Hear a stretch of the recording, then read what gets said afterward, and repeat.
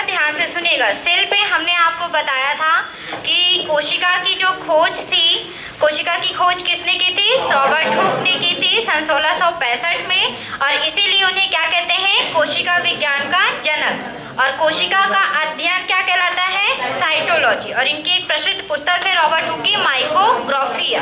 हमने बताया था, आपके 3-4 पॉइंट सेल पे बताए थे, फैक्ट बताए थे इसके, कि सबसे छोटी कोशिका कौन सी होती है? माइकोप्लाज्मा एलिसेप्टिकम। सबसे बड़ी कोशिका होती है शुतुरमुर्ग का अंडा।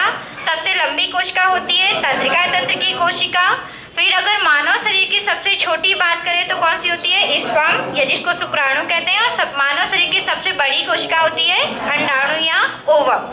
हमने ये भी बता दिया था कि कोशिका आपकी 2 प्रकार की होती है, प्रोकैरियोटिक होती है, यूकैरियोटिक होती है।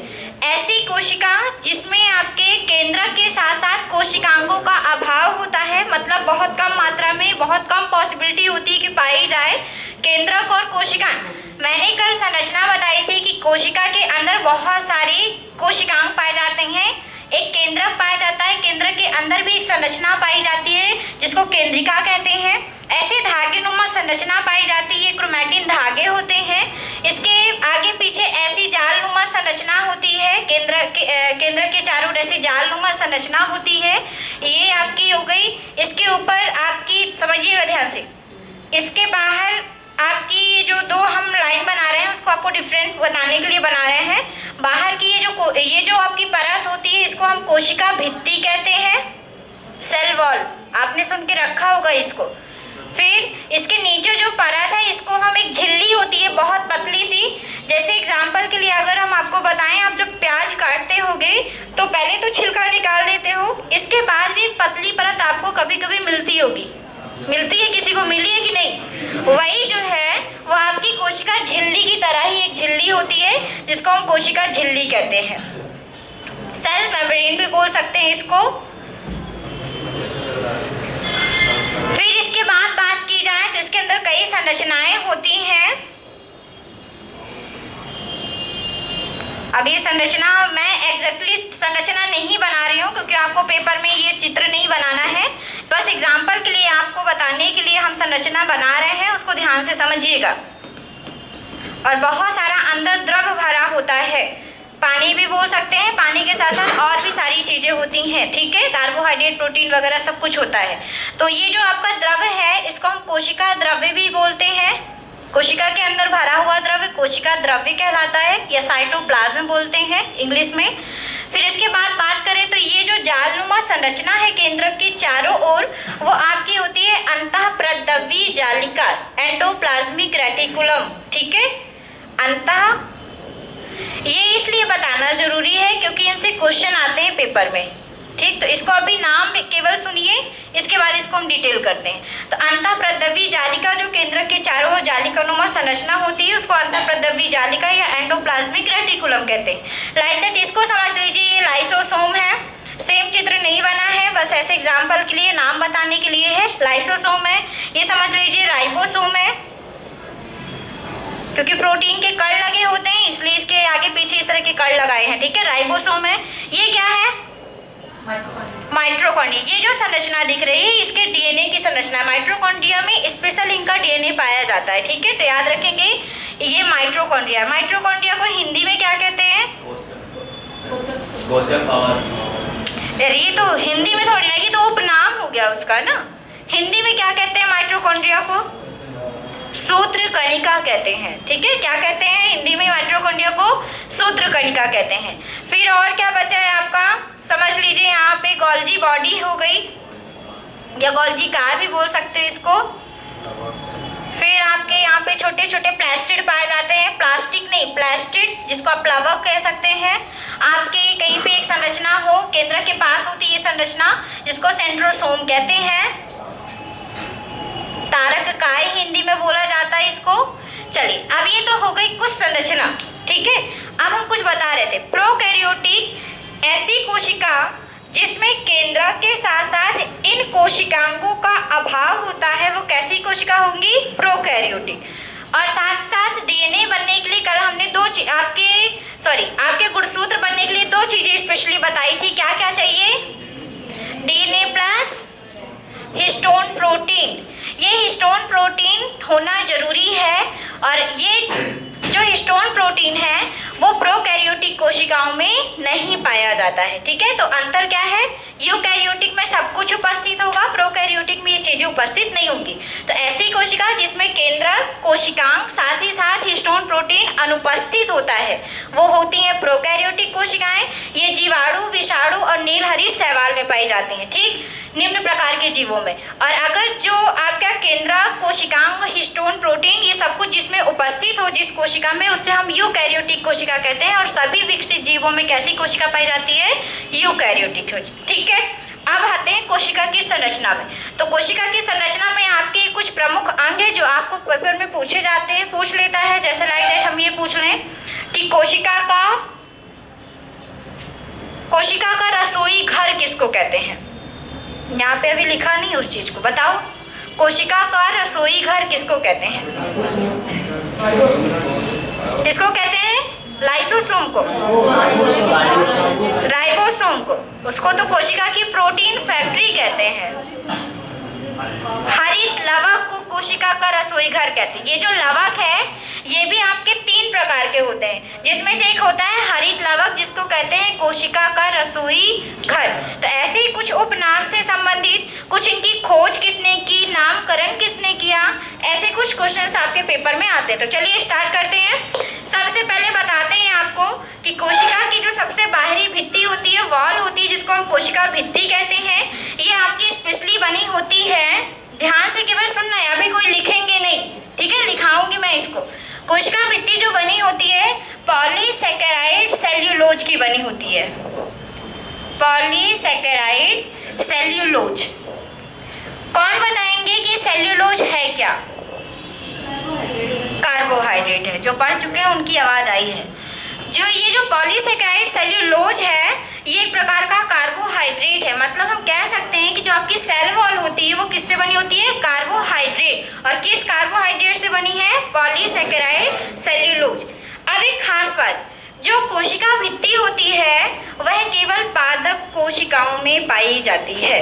ठीक, मतलब हमारी जो कोशिका है उसमें क्या कोशिका भित्ति होगी, नहीं होगी। ठीक है, क्योंकि आपका जो हम लोग की जो कोशिका है वो उसमें आपकी कोशिका भित्ति की आवश्यकता नहीं है, यहाँ पे सेल्यूलोज की आवश्यकता नहीं है, इसलिए हमारे प्रेजेंट नहीं होती। लेकिन आपको पेपर में क्वेश्चन पूछा जाता है, समझ लीजिए कि ऐसे आ जाए कि निम्न में से किसमें कोशिका भित्ति नहीं पाई जाती।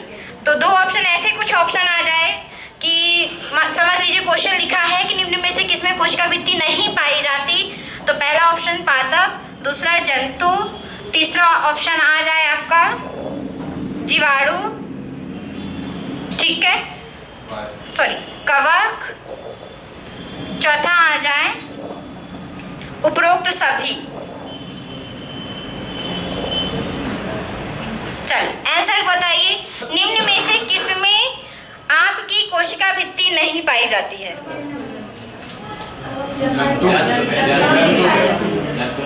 जंतु में क्या होती, पाई जाती कि नहीं पाई जाती है। अभी अभी हमने बताया कि जंतु में नहीं पाई जाती। अब हमने एक ये चीज भी बताई कि पादप में पाई जाती है। तो 2 आंसर तो ऑलरेडी कैंसिल हो गए। पहला तो जंतु कैंसिल कि नहीं पाई जाती, दूसरा जब पादप भी आ गया तो उपरोक्त सभी का आंसर तो पहले से ही कैंसिल।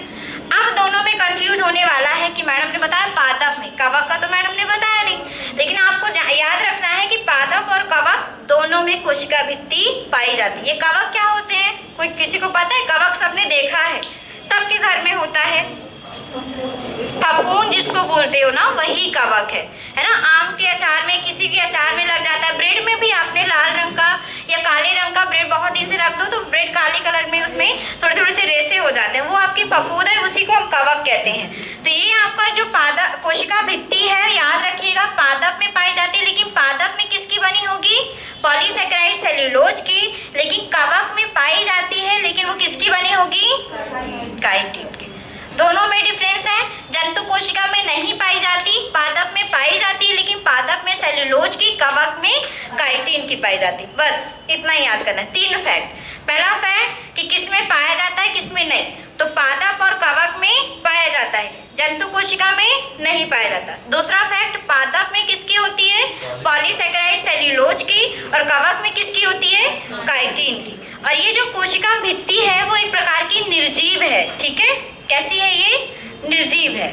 बस ये सुरक्षा के लिए हमारी सेल पे, पादप की सेल पे क्या होती है? सुरक्षा के लिए पाई जाती है। अब बात करते हैं कोशिका झिल्ली की, सेल मेम्ब्रेन की। कोशिका झिल्ली की भी बात की जाए तो कोशिका झिल्ली दो चीजों से मिलकर बनी होती है। एक होती है लिपिड, दूसरी होती है प्रोटीन। कुछ लोगों ने सुन के रखा होगा लिपोप्रोटीन। ये जो लिपोप्रोटीन है ये बिल्कुल सही आंसर है, क्योंकि लिपिड प्लस प्रोटीन को ही हम संयुक्त रूप से बुलाते हैं लिपोप्रोटीन, या इसी को कुछ लोग पढ़ते हैं लाइपोप्रोटीन, क्योंकि इंग्लिश वर्जन में कुछ ऐसा होता है। कुछ लोग इसको लाइपो भी पढ़ते हैं, कुछ लोग इसको लिपो भी पढ़ते हैं। तो जो आपको पढ़ना हो आप पढ़ सकते हैं, लेकिन ध्यान रखिएगा कि कोशिका झिल्ली बनी किसकी होती है? Lipid plus protein. कभी कभी ये ऑप्शन ऐसा आ जाता है, कभी कभी केवल ये नाम आ जाता है, ठीक है। तो याद रखेंगे कोशिका झिल्ली दोनों में पाई जाती है, पादप में भी और जंतु में भी। और याद रखिएगा कि लिपिड प्लस प्रोटीन की बनी होती है, जिसको हम क्या कहते हैं? लिपोप्रोटीन कहते हैं। आगे बात की जाए कोशिका झिल्ली की, तो कोशिका झिल्ली भी ये अर्धपारिगम झिल्ली की तरह कार्य करती है, मतलब इससे चीजें आ जा सकती हैं, ठीक है। इससे चीजें आ जा सकती हैं, सेमी परमेबल होती है। ऐसे नहीं कि सारी चीजें आ जा सकती हैं, कुछ चीजें इससे बाहर जा सकती हैं, कुछ चीजें इसके अंदर आ सकती हैं। अब बात की जाए तो यह एक सजीव झिल्ली है, सजीव झिल्ली की बात ही कार्य करती है, सजीवों की तरह कार्य करती है। दूसरी बात, इसका एक मेन क्वेश्चन आता है, इसका एक मॉडल दिया गया था, जो कि दिया था सिंगर तथा निकोलसन ने। सिंगर नाम है, ठीक है, और एक नाम है निकोलसन। इन्होंने एक मॉडल दिया था जिसका नाम है फ्लूइड मोज़ेक मॉडल। पीछे ध्यान इधर केंद्रित कीजिएगा। कोशिका झिल्ली लिपिड प्लस प्रोटीन की बनी होती है, जिसे हम लिपोप्रोटीन कहते हैं। ये आपका अर्धपारिगम झिल्ली की होती है, जो कि सजीव की तरह कार्य करती है और सजीव झिल्ली बोली जाती है।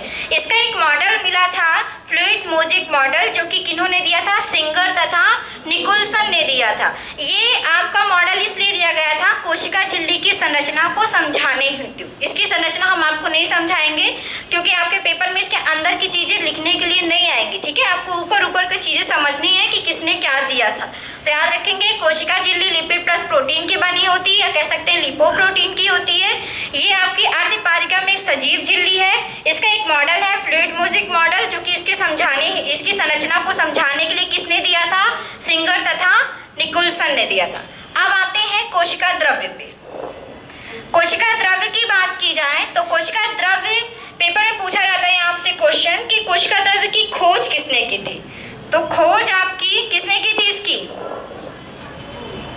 इसके दो नाम है, एक होता है साइटोप्लाज्म, दूसरा होता है प्रोटोप्लाज्म। दो नाम है इसके, ठीक है। साइटोप्लाज्म, दोनों नाम याद रखिएगा। दूसरा होता है प्रोटोप्लाज्म। अब ये जो नाम है, इनके नाम पे भी ये कुछ ऐसा है। पहले खोज की अगर बात करें तो खोज की थी डुज़ार्टिन ने। याद आया किसी को? डुज़ार्टिन ने खोज की थी। लेकिन ये जो प्रोटोप्लाज्म हमने लिखा है, ये प्रोटोप्लाज्म जो था, ये नाम जो मिला है इसे, वो दिया था आपका पुरकिंजे ने। सब में आपको दो दो नाम मिलेंगे और दोनों चीजें अलग तरह से याद करनी है। पेपर में क्वेश्चन दोनों अलग अलग आएंगे। अगर खोज पूछता है कि कोशिका द्रव्य की खोज किसने की, तो डुज़ार्टिन ने। और अगर पूछा कि प्रोटोप्लाज्म नामकरण किसने दिया, तो पुरकिंजे ने। दोनों नाम क्लियर हो गए। खोज किसने की? डुज़ार्टिन ने। नाम प्रोटोप्लाज्म किसने दिया? पुरकिंजे ने। कोशिका के अंदर भरा हुआ समस्त द्रव कोशिका द्रव्य कहलाता है। इसमें अकार्बनिक पदार्थ जैसे आपके खनिज, जल, लवण, ये सब पाए जाते हैं, और कार्बनिक पदार्थ, कार्बोहाइड्रेट, प्रोटीन, विटामिन, ये सब कुछ पाए जाते हैं। वसा पाया जाता है। अब आगे बात करें तो कोशिका द्रव्य को हम इसकी एक जीवित इकाई भी बोल सकते हैं, क्योंकि अगर कोशिका के अंदर द्रव्य नहीं होगा तो सारी जो कोशिकांग है, लाइसोसोम, राइबोसोम, माइटोकॉन्ड्रिया, सभी मर जाएंगे, ठीक है। याद रखिएगा कि इसे हम कह सकते हैं जीवित इकाई भी इसकी बोल सकते हैं, क्योंकि इसी के बेस पे ये जीवित भी है। अगर द्रव्य नहीं होगा कोशिका के अंदर तो सब कुछ, ये जो कोशिकांग है वो सभी सोख कर क्या हो जाएंगे? नष्ट हो जाएंगे। एक वैज्ञानिक थे मैक्स सुल्टज, एक वैज्ञानिक है सुल्टज। ये क्वेश्चन आया था, ये एसआई के पेपर का क्वेश्चन है, रेलवे एसआई में एक क्वेश्चन आया था कि प्रोटोप्लाज्म मत किसने दिया था। प्रोटोप्लाज्म मत, थ्योरी बोलते हैं मत को इंग्लिश में, ठीक है।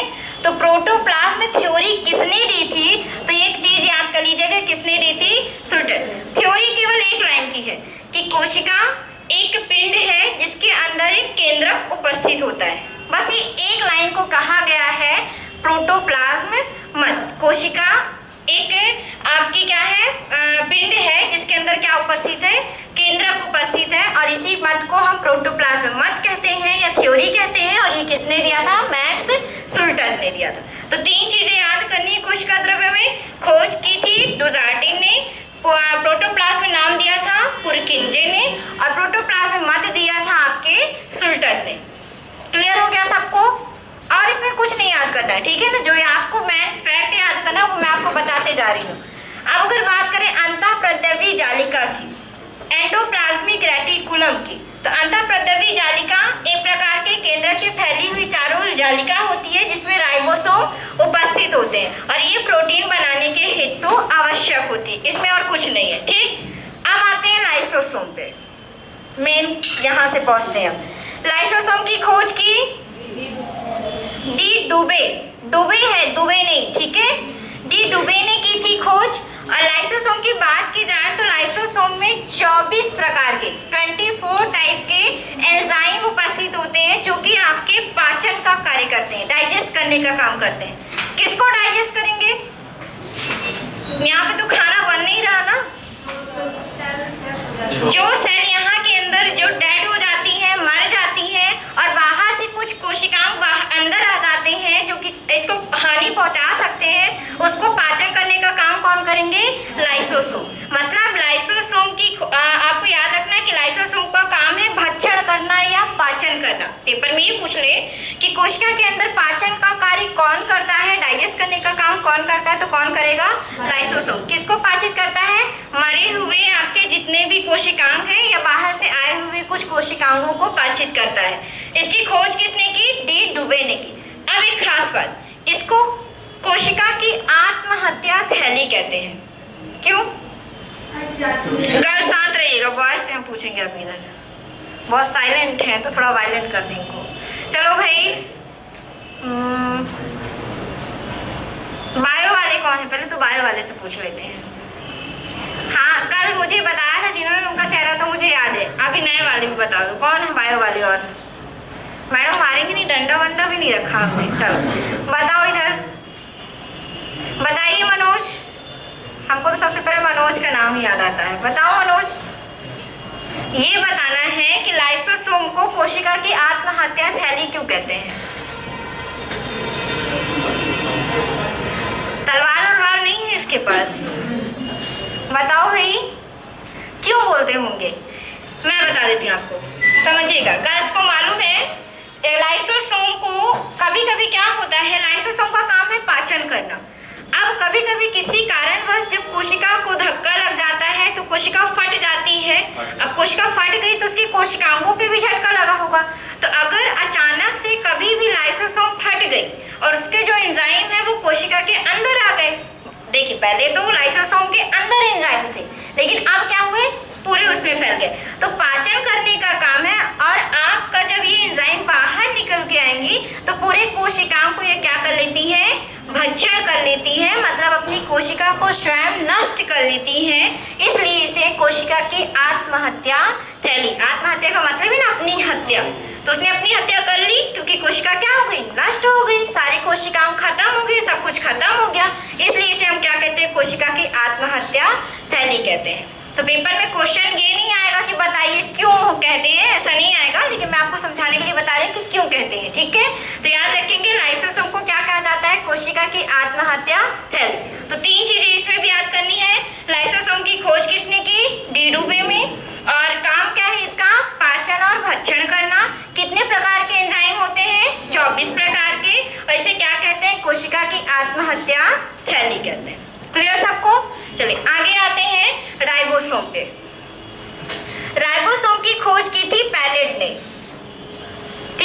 ये जो पैलेट है राइबोसोम की खोज किए थे और इसी कारण से राइबोसोम का एक दूसरा नाम भी है पैलेट कण। पीछे वाले को अगर नहीं दिख रहा होगा तो ध्यान से सुनेंगे, अपने कान खोल के रखिएगा, इसके बाद तो मैं लिखाऊंगी, ठीक है। राइबोसोम की खोज की पैलेट ने, पैलेट नाम है वैज्ञानिक का, और इसी कारण से राइबोसोम का एक दूसरा नाम भी है पैलेट कण। राइबोसोम को कोशिका की प्रोटीन फैक्ट्री कहते हैं। क्या कहेंगे? कोशिका की प्रोटीन फैक्ट्री। किसको कहते हैं? राइबोसोम को। क्योंकि जो ये राइबोसोम है इसके चारों ओर आपके प्रोटीन कण लगे हुए होते हैं और इसके अंदर से उपस्थित होते, मतलब उत्पन्न किए जाते हैं, संश्लेषण किया जाता है प्रोटीन का। इस कारण से राइबोसोम को प्रोटीन कहते हैं। संश्लेषण का मतलब यहाँ पे उत्पत्ति से है कि इसके अंदर अमीनो अम्ल जाते हैं, प्रोटीन अमीनो अम्ल से मिलकर बनते हैं, तो अमीनो अम्ल से ये क्रिया करके आपका क्या बनाते हैं? प्रोटीन बनाते हैं। प्रोटीन उत्पन्न करने के कारण राइबोसोम को कोशिका की प्रोटीन फैक्ट्री कहते हैं, क्योंकि फैक्ट्रियों में चीजें बनती हैं, होता है कि नहीं होता? तो सेम यहीं पे काम क्या हो रहा है? प्रोटीन बनाने का काम राइबोसोम कर रहे हैं, इसलिए राइबोसोम को क्या कहेंगे? कोशिका की प्रोटीन फैक्ट्री कहेंगे, ठीक। अब इसमें एक खास बात ये है कि राइबोसोम आपके किसमें नहीं पाए जाते, तो ये कुछ आपके जीवाणु होते हैं और कुछ आपके शैवाल होते हैं जिसमें राइबोसोम प्रेजेंट नहीं होते हैं। आगे बात की जाए तो माइटोकॉन्ड्रिया को, जिसको सूत्रकणिका कहते हैं, इसकी खोज की थी अल्टमैन, या इसी को बोल सकते हैं अल्टमान, क्योंकि नाम इसका पढ़ने में लास्ट में MAN है। कुछ लोग इसको मैन भी पढ़ते हैं, कुछ लोग इसको मान भी पढ़ते हैं, ठीक है। तो इनका खोज किसने, माइटोकॉन्ड्रिया की खोज किसने की थी? तो अल्टमैन ने की थी। नामकरण किसने किया था? नामकरण किया था पेंड्रा ने, ठीक है, याद रखिएगा। खोज की थी अल्टमैन ने, नामकरण किसने किया था? पेंड्रा ने। सबको पता है कि कोशिका का क्या कहते हैं इसको? पावर हाउस, शक्ति ग्रह, पावर हाउस या ऊर्जा ग्रह, तीनों एक ही चीज है, ठीक है। कोशिका का पावर हाउस, शक्ति ग्रह, ऊर्जा ग्रह, सब कुछ क्या है? आपका माइटोकॉन्ड्रिया है। क्यों कहते हैं पावर हाउस? अब अपना दिमाग लगाएंगे, अब जिससे मैं पूछेंगी वही बताएंगे। अब थोड़ा सा समझ में आना चाहिए ना कि पावर हाउस में भी तो देखो कि आप लोग कितने इंटेलिजेंट हैं।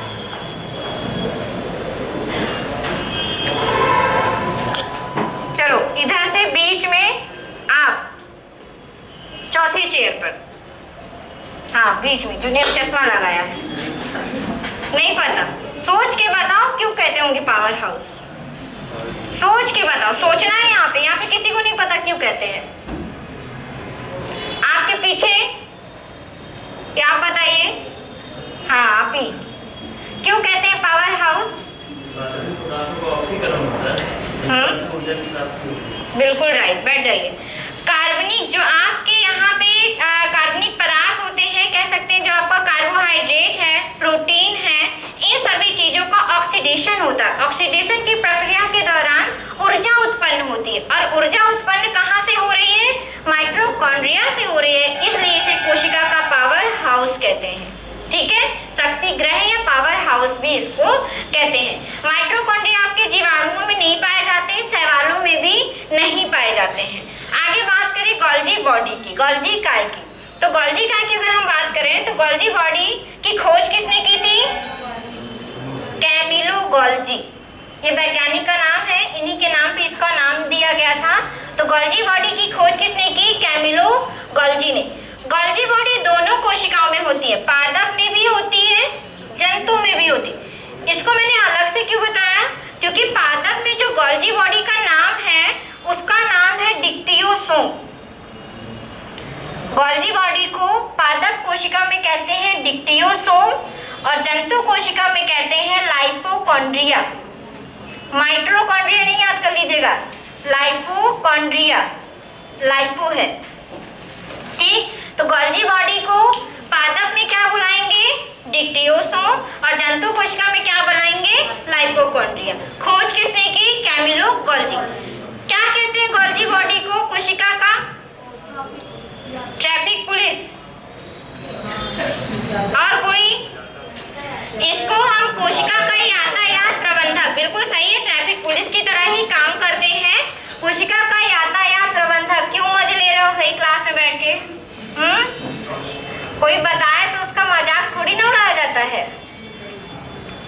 देखो मैडम को सब आता है, अगर वो थोड़ा सा भी बता देंगे मुझे समझ में आ जाएगा कि उनका बताने का इंटेंशन क्या है। तो यहाँ पे कोई मुस्कुराएगा नहीं, ऐसा मैं नहीं बोल रही हूँ कि किसी की, मैं ये बोल रही हूँ मैं कुछ बोलूँ तो आप मुस्कुराओ, अगर मुस्कुराने वाली बात बोल रही हूँ। कोई आंसर बता रहा है तब बिल्कुल नहीं मुस्कुराना, ठीक है ना। मेरा थोड़ा दिमाग इस चीज़ पे सटक जाता है, आपकी लैंग्वेज में बता रही हूँ, ठीक है। गोल्जी बॉडी की बात करें तो गोल्जी बॉडी को कोशिका का यातायात प्रबंधक कहते हैं, क्योंकि गोल्जी बॉडी जो होता है यही निर्धारित करता है कि इस कोशिका के अंदर कौन आएगा और इस कोशिका के बाहर कौन जाएगा। इसका निर्धारण कौन करेगा? Golgi body. इसलिए इसे हम कोशिका का यातायात प्रबंधक। जब आप सड़क पे निकलते हैं गाड़ी लेके तो आपको ट्रैफिक पुलिस आ गई, अपनी रीवा की बात छोड़ दो, हम रीवा की बात नहीं कर रहे हैं, यहाँ पे कुछ समझ में नहीं आएगा, ठीक है, कहीं बाहर की बात करते हैं। तो जहाँ ट्रैफिक पुलिस लगी हुई होती है और आपको जब रेड साइन दिखता है तब आपको ट्रैफिक पुलिस रोक देती है, जिधर का हरा साइन दिखता होगा उधर की क्या कहती है, आगे बढ़ जाओ, और रेड वालों को क्या कर देती है, रोक देती है। सेम यही काम है कि किसको अंदर लाना है, किसको बाहर भेजना है, इसका देख रेख कौन करती है? Golgi body. इस कारण से इसको हम कोशिका का क्या कहते हैं? यातायात प्रबंधक कहते हैं। क्लियर हो गया? आपको समझाने के लिए मुझे जिस लैंग्वेज तक जाना पड़ेगा मैं सब कुछ समझाऊंगी आपको कि आपको समझ में आना चाहिए। मुझे ये नहीं करना कि मैं आपके साथ ये चीज़ इतना कुछ करने की जरूरत नहीं थी मुझे, नहीं तो मैं आपको लिखा देती। आप, मुझे पता है कि आप इतने होशियार हो कि आप उसको पढ़ के याद कर सकते हो, लेकिन जितना समझने में याद होगा मुझे नहीं लगता उतना रटने में याद होगा। होता है किसी को रटने में याद तो लिखा दे, होता है किसी को याद नहीं होगा, इसलिए थोड़ा सा कोशिश कीजिएगा, समझिएगा। तो गोल्जी बॉडी की खोज किसने की? कैमिलो गोल्जी ने। पादप में क्या कहते हैं? डिप्टियोसोम। जंतु में क्या कहते हैं? लाइपोकॉन्ड्रिया। और गोल्जी बॉडी को कोशिका का क्या कहते हैं? यातायात प्रबंधक। सेंट्रोसोम की अभी बात कर लेते हैं। सेंट्रोसोम को हिंदी में तारक काय बोलते हैं और इसकी खोज की थी बोबेरी ने। किसने खोज की थी इसकी? बोबेरी ने की थी, ये नाम है इनका, तो याद रखेंगे। सेंट्रोसोम की खोज बोबेरी ने की थी। सेंट्रोसोम का काम थोड़ा सा समझिएगा। कोशिका में एक क्वेश्चन आता है कि कोशिका में कौन सा कोशिकांग कोशिका के विभाजन के समय मदद करता है। तो याद रखेंगे जो सेंट्रोसोम होता है, जब कोशिका अपने आप को विभाजित करती है, ठीक है, तो उस समय पे कौन साथ देता है? सेंट्रोसोम ध्रुव की भांति कार्य करता है, मतलब एक एंगल बनाने का काम करता है कि यहाँ से इसको विभाजित होना है, ठीक। तो याद रखिएगा सेंट्रोसोम की खोज बोबेरी ने की थी। ये कोशिका विभाजन के समय ध्रुव की भांति कार्य करते हैं। अब एक क्वेश्चन यहाँ पे ये आया था, ये यूपीपीएससी का क्वेश्चन है, मैं आपको बता रही हूँ। आपको कोई ऐसी चीज नहीं छोड़ूंगी जो आपको पता नहीं चले। मैं नहीं ये कह रही कि कांस्टेबल का, वैसे तो कांस्टेबल लेवल का पढ़ाया जाए, मेरा ये कोई भी इंटेंशन नहीं है आपका, ठीक है। एक बार साइंस पढ़ रहे हैं तो ऐसे साइंस पढ़ें कि जिंदगी में कभी भूले भी ना, वो आपकी मर्जी, आप भूल जाएं। तो याद रखिएगा कि सेंट्रोसोम में एक क्वेश्चन बना था कि सेंट्रोसोम जंतु कोशिका के या फिर कह सकते हैं मानव के किस कोशिका में नहीं पाया जाता। कौन बताएगा इस कोशिका का आंसर, क्वेश्चन का आंसर? मानव शरीर की किस कोशिका में सेंट्रोसोम नहीं पाया जाता? बताओ। या जन्म के पश्चात, कुछ ऐसा भी बन सकता है कि जन्म के पश्चात किस शरीर, मानव शरीर के किस कोशिका में ये प्रेजेंट नहीं होगा। मतलब इसका काम है विभाजन करना तंत्रिका तंत्र में, ठीक है। याद रखिएगा कि सेंट्रोसोम किसमें प्रेजेंट नहीं होता? तो तंत्रिका कोशिका या तंत्रिका तंत्र में प्रेजेंट नहीं होता। ये तंत्रिका तंत्र हमारे मस्तिष्क से या तंत्रिका से संबंधित है। और तंत्रिका तंत्र का ये जो कब तक होंगी, जब बच्चा गर्भ में होता है तब तक ये प्रेजेंट होता है, लेकिन जैसे ही बच्चा जन्म ले लेता है इसके बाद ये विलुप्त हो जाती है, ठीक। यहाँ से विलुप्त हो जाती है, पूरे शरीर से नहीं, केवल कहाँ से विलुप्त हो जाती है? तंत्रिका तंत्र। तो पेपर में क्वेश्चन आएगा, अगर आता है कि मानव शरीर की किस कोशिका में आपकी सेंट्रोसोम नहीं पाए जाते, तो याद रखेंगे तंत्रिका कोशिका में सेंट्रोसोम प्रेजेंट नहीं होता है। क्लियर हो गया? चलिए अब लास्टली बात करते हैं लवक की। बहुत हो गया, ये बहुत ज्यादा हो गया, थोड़ा सा इसको समझा दें फिर लिखाते हैं। लवक जो है, लवक की खोज की थी E.H. हेकल ने। किसने की थी? E.H. हेकल ने। लवक एक ऐसा कार्बनिक पदार्थ है जो आपके पौधों को विभिन्न रंग प्रदान करता है। अब मैं एक क्वेश्चन, कॉमन क्वेश्चन है, गर्ल्स से पूछूंगी। इसमें सबसे लास्ट बेंच में इधर बिल्कुल सेकेंड बेंच के इधर, हाँ आपकी बात करें, क्या नाम है आपका?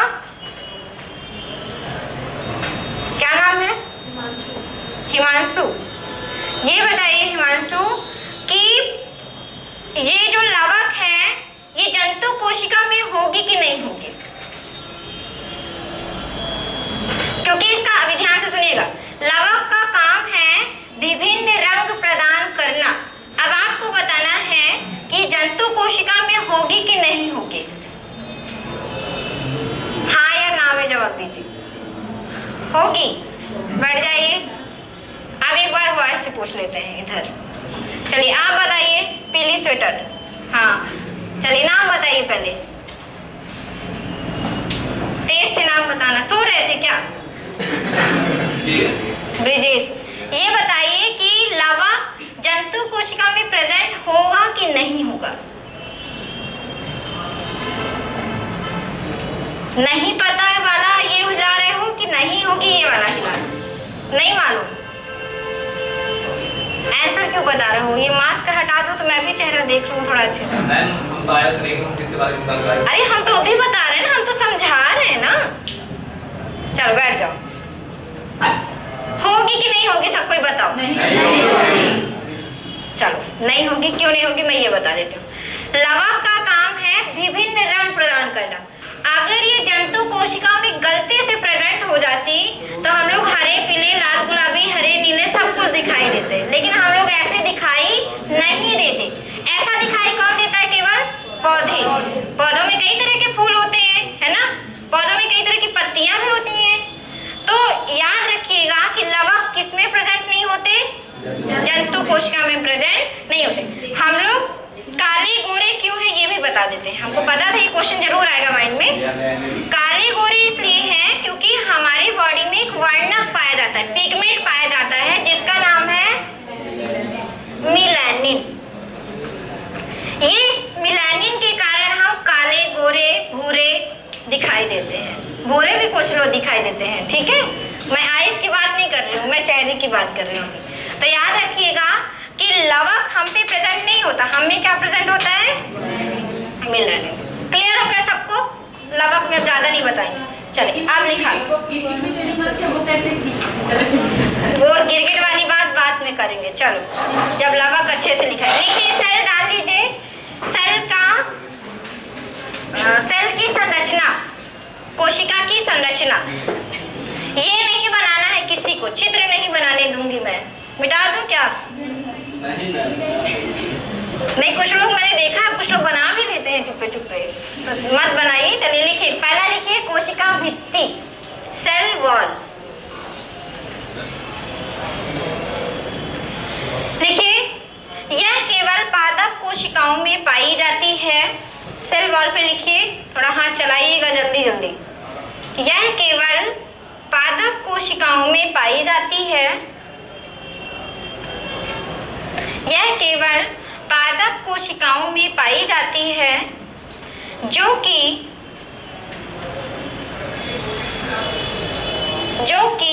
पॉलीसैकेराइड सेल्यूलोज, ये लिखा हुआ है, पॉलीसैकेराइड सेल्यूलोज की बनी होती है।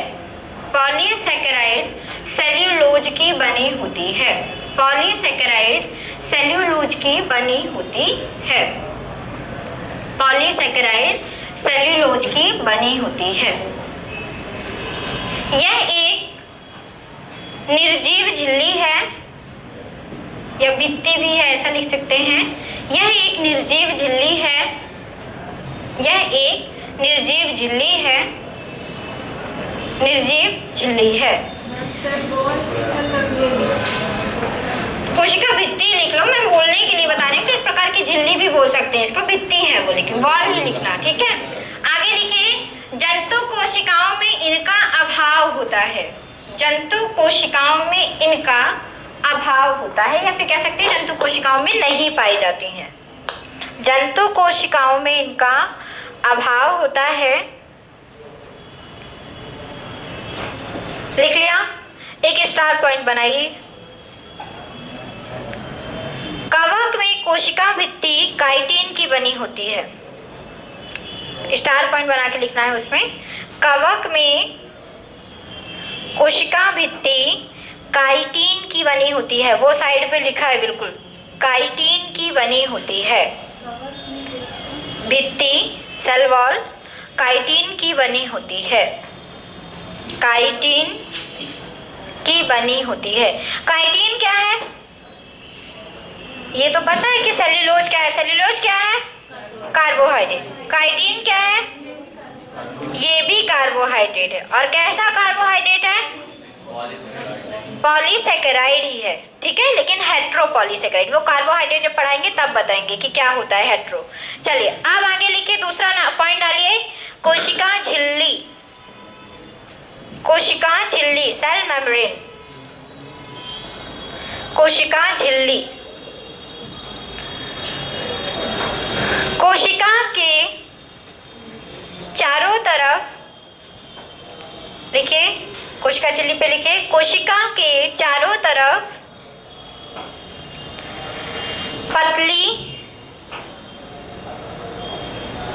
पतली एवं मुलायम, कोशिका के चारों तरफ पतली एवं मुलायम झिल्ली उपस्थित होती है। कोशिका के चारों तरफ पतली एवं मुलायम झिल्ली उपस्थित होती है, जिसे कोशिका झिल्ली कहते हैं।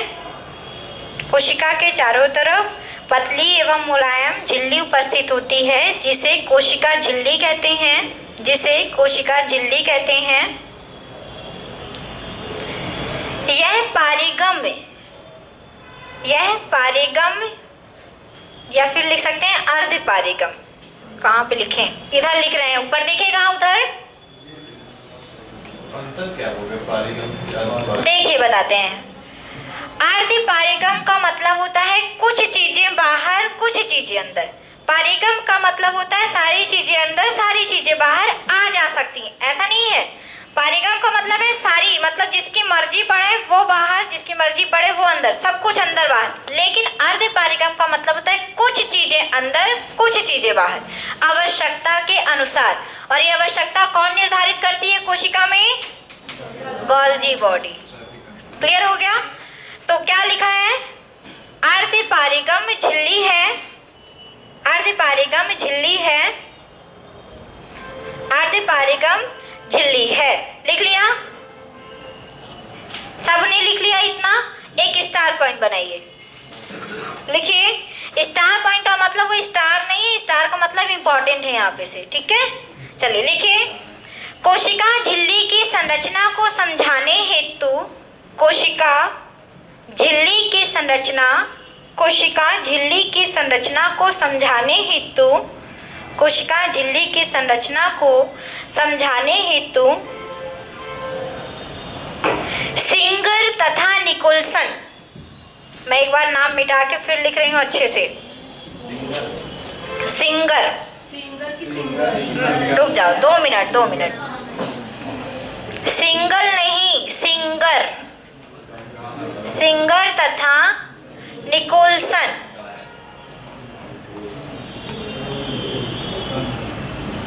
सिंगर तथा निकोल्सन ने फ्लूइड मोज़ेक मॉडल,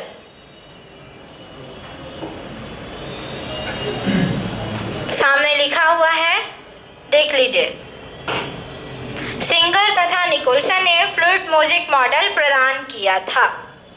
कोशिका झिल्ली की संरचना को समझाने हेतु सिंगर तथा निकोल्सन ने फ्लूइड मोज़ेक मॉडल प्रदान किया था। ये पेपर में क्वेश्चन केवल एक बार ही आया है, ठीक है, इसलिए इसको लिखा दिया है। चलिए लिखिए अब अगला, कोशिका द्रव्य, साइटोप्लाज्म। कोशिका द्रव्य, इसके तीनों नाम लिखिएगा, कोशिका द्रव्य, साइटोप्लाज्म, प्रोटोप्लाज्म, ठीक है, तीनों एक ही चीज है। कोशिका द्रव्य, साइटोप्लाज्म, इधर लिखा हुआ है, ऐसे भी लिख सकते हैं, हिंदी में भी साइटोप्लाज्म लिख लीजिए, इसको इंग्लिश में लिखना है तो इंग्लिश में लिख लीजिए, ठीक है। और दूसरा नाम है प्रोटोप्लाज्म,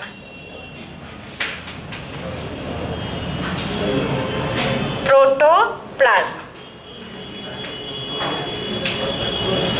ठीक है। कोशिका द्रव, साइटो, ऐसे करके लिखते हैं ना कॉपी पे, ऐसे ऐसे करके, इधर ऐसे ऐसे नाम, तो ऐसे करके लिख लीजिएगा, कोशिका द्रव्य या साइटोप्लाज्म या फिर प्रोटोप्लाज्म। अब लिखिए इसमें, कोशिका के अंदर उपस्थित संपूर्ण तरल पदार्थ को, कोशिका के अंदर उपस्थित संपूर्ण तरल पदार्थ को, कोशिका के अंदर उपस्थित संपूर्ण तरल पदार्थ को कोशिका द्रव्य कहते हैं। संपूर्ण तरल पदार्थ को कोशिका द्रव्य कहते हैं। कोशिका द्रव्य में कार्बनिक पदार्थ, कोशिका द्रव्य में कार्बनिक पदार्थ तथा कोशिका द्रव्य में कार्बनिक पदार्थ तथा अकार्बनिक पदार्थ, अकार्बनिक इनऑर्गेनिक, अकार्बनिक पदार्थ उपस्थित होते हैं। अकार्बनिक पदार्थ उपस्थित होते हैं, उपस्थित होते हैं। लिख लिया, स्टार पॉइंट बनाइए। कोशिका द्रव्य की खोज, कोशिका द्रव्य की खोज, कोशिका द्रव्य की खोज डुजार्डिन ने की थी। ये लिखा हुआ है नाम, कोशिका द्रव्य की खोज डुजार्डिन ने की थी, डा है ये, ठीक है, डुजार्डिन ने की थी तथा कोशिका द्रव्य की खोज डुजार्डिन ने की थी तथा नामकरण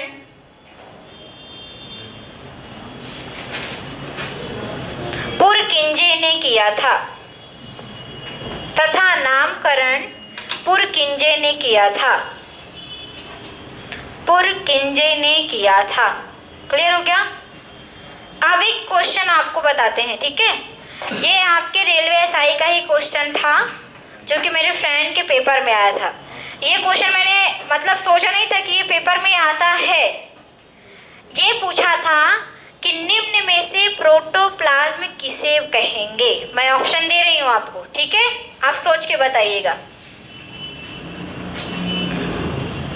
थोड़ा ट्विस्ट हो जाए पढ़ाने में।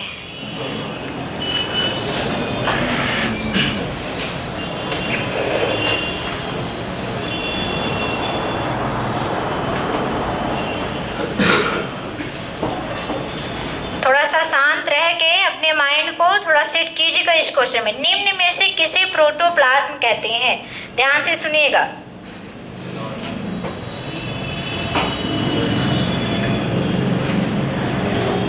इसी के साथ में ये प्लस है, ठीक है, cell organ plus nucleoplasm plus cytoplasm. Nucleoplasm का मतलब है केंद्र के अंदर भरा हुआ द्रव्य, ठीक है, न्यूक्लियोप्लाज्म। अगर कोशिका के अंदर भरा हुआ है तो साइटोप्लाज्म। ये पहला ऑप्शन। दूसरा ऑप्शन है cell plus nucleoplasm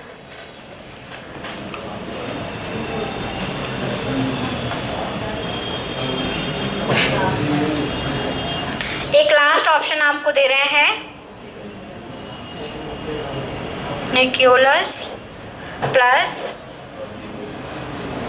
cell organ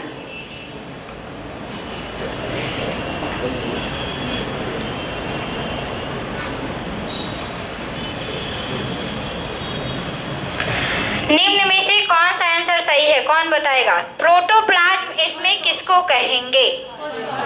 first option बिल्कुल सही है, फर्स्ट ऑप्शन ही सही है। कौन सेकंड में कौन है भाई? हो गया, अब तो आंसर पता चल गया, फर्स्ट ही है वैसे भी। चलो, क्यों हम ऐसा बता रहे हैं, ये क्वेश्चन पेपर में आया था। प्रोटोप्लाज्म इसमें इसलिए कहा गया था, इसे साइटोप्लाज्म हम कह सकते थे। कोशिका के अंदर भरा हुआ द्रव्य साइटोप्लाज्म कहलाता है, लेकिन प्रोटोप्लाज्म का मतलब है जो साइटोप्लाज्म है, मतलब जो कोशिका द्रव्य है, इसके साथ साथ इसमें उपस्थित जो कोशिकांग है प्लस केंद्र के उपस्थित जो द्रव्य है, इन तीनों को संयुक्त रूप से हम कहते हैं प्रोटोप्लाज्म। तो पेपर कॉपी पे कैसे आपको लिखना है, अगर आप लिखना चाह रहे हैं इसको तो आप पहले लिखिएगा प्रोटोप्लाज्म, ठीक है, और उसके सामने डैश करके ये तीनों चीजें प्लस करके लिख लीजिए। लिखिए इसको। अब पेपर में आया तो लिखाना तो पड़ेगा, है ना।